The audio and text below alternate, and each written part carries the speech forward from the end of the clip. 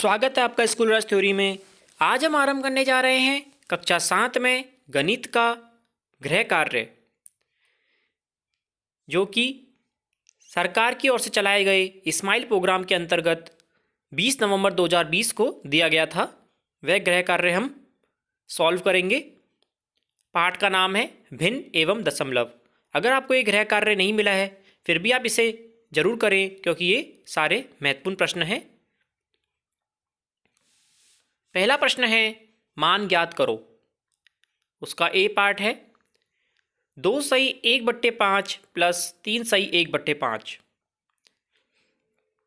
ये मिश्र भिन्न है, इसे हमें साधारण भिन्न में बदलना पड़ेगा। इसके लिए हमें 2 को जो नीचे वाली संख्या है 5 उससे गुना करना है और उसमें ऊपर वाली संख्या 1 को जोड़ना है।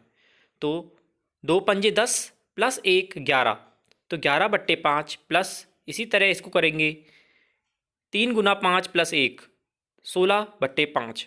तो 11/5 प्लस 16/5 बराबर कितना हो जाएगा 27/5।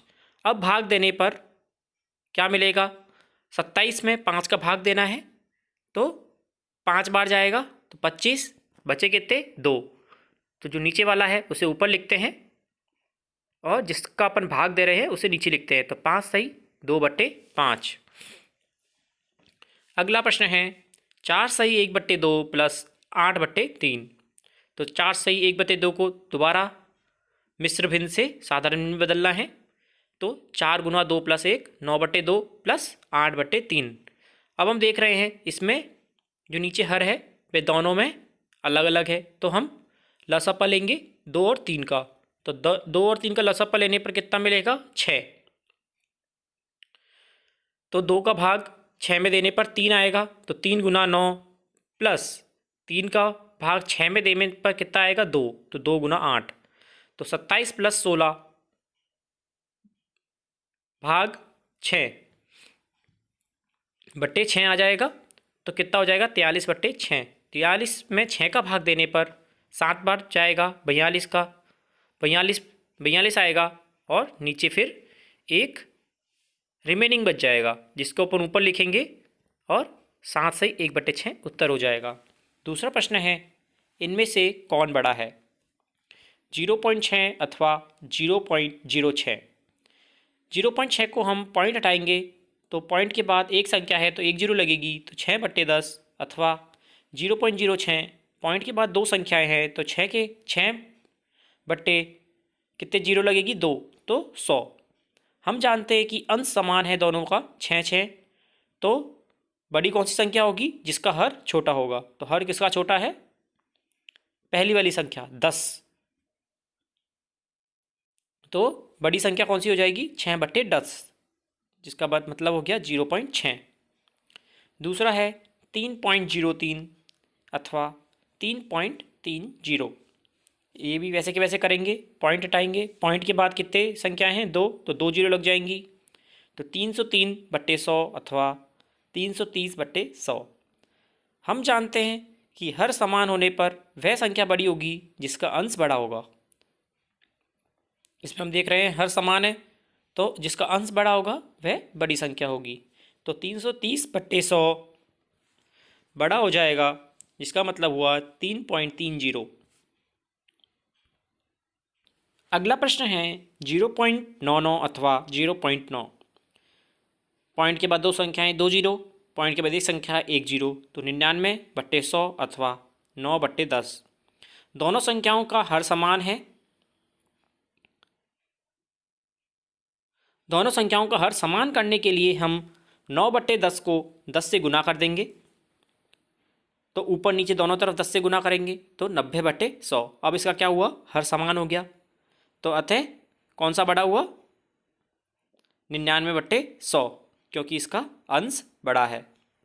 अगर हर समान होता है तो अंश जिसका बड़ा होगा वह बड़ी संख्या होगी, तो 0.99 बड़ा हो जाएगा। अगला प्रश्न है निम्नलिखित को रुपए में व्यक्त कीजिए। 7 रुपये 12 पैसे। अब हमें पता है कि 1 रुपये में 100 पैसे होते हैं, तो हमें जितने भी पैसे हैं उन्हें हमें रुपयों में बदलना पड़ेगा। तो पैसों में 100 का भाग दे दीजिए तो वह रुपये में बदल जाएंगे। पहला प्रश्न है 7 रुपये 12 पैसे, इसमें हम 12 पैसे को रुपए में बदलेंगे तो 100 से भाग देंगे, तो 7 प्लस 0.02 0.12, 12 में 100 का भाग दिया तो क्या बना 0.12, तो कितने रुपये हो गए 7.12। अगला प्रश्न है 337 पैसे, इसमें 100 का भाग देंगे क्योंकि पैसे है रुपए में बदलना है, तो 100 का भाग देंगे तो रुपए में कितने बन जाएंगे 3.37 रुपये। 75 पैसे 100 का भाग देंगे तो 0.75 रुपये। 8 पैसे 100 का भाग देंगे 0.08 रुपये। चौथा प्रश्न है निम्न को किलोग्राम में व्यक्त कीजिए। 250 ग्राम, चूँकि 1 किलोग्राम में कितने ग्राम होते हैं 1000 ग्राम होते हैं, तो हमें ग्राम को अगर किलोग्राम में बदलना होगा तो 1000 से भाग करना पड़ेगा, तो 250 भाग 1000 कितना बना 0.250 किलोग्राम। इसी प्रकार 3560 ग्राम को 1000 से भाग देने पर 3.560 किलोग्राम। 5 किलो 7 ग्राम को किलोग्राम में बदलने के लिए 5 किलोग्राम तो ऐसा कैसा रहेगा और 7 ग्राम को 1000 से भाग दे देंगे, तो 5.007 किलोग्राम। निम्नलिखित दशमलव संख्याओं को विस्तारित रूप में लिखना है।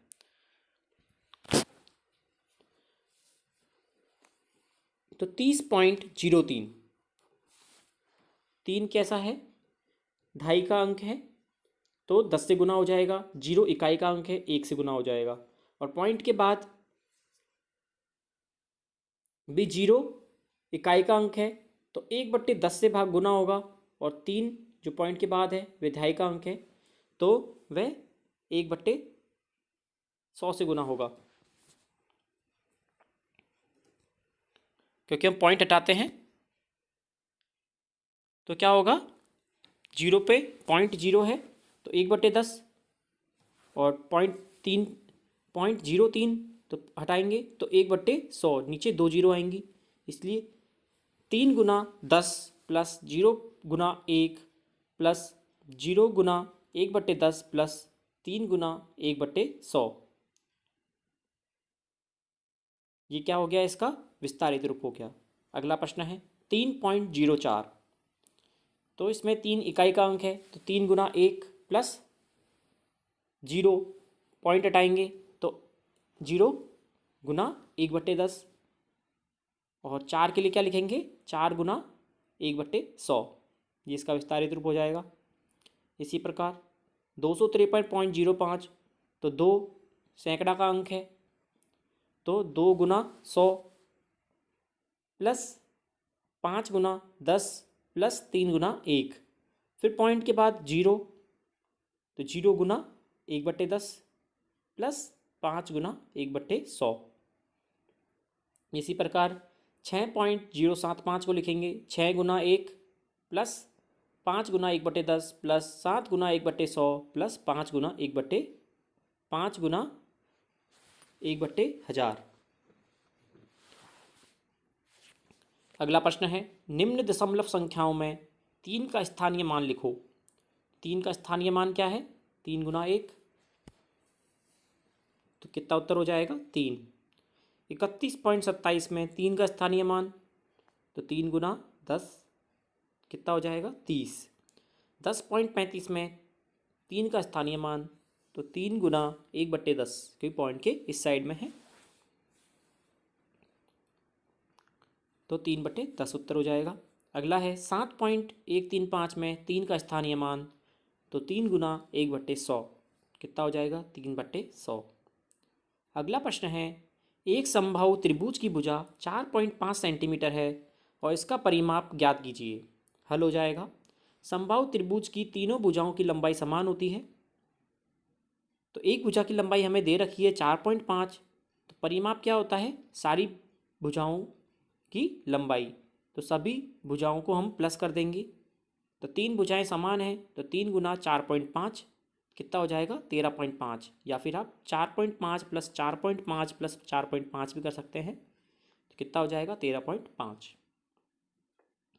अगला प्रश्न है एक आयत की लंबाई 3.5 सेंटीमीटर व चौड़ाई 2.9 सेंटीमीटर है, तो आयत का क्षेत्रफल क्या होगा? आयत का क्षेत्रफल क्या होता है?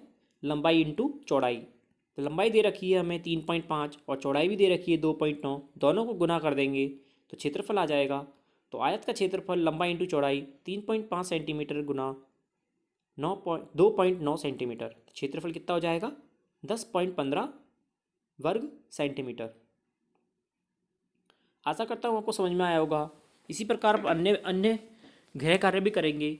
इसके लिए आपको चैनल को सब्सक्राइब करना पड़ेगा और जुड़ना पड़ेगा। धन्यवाद।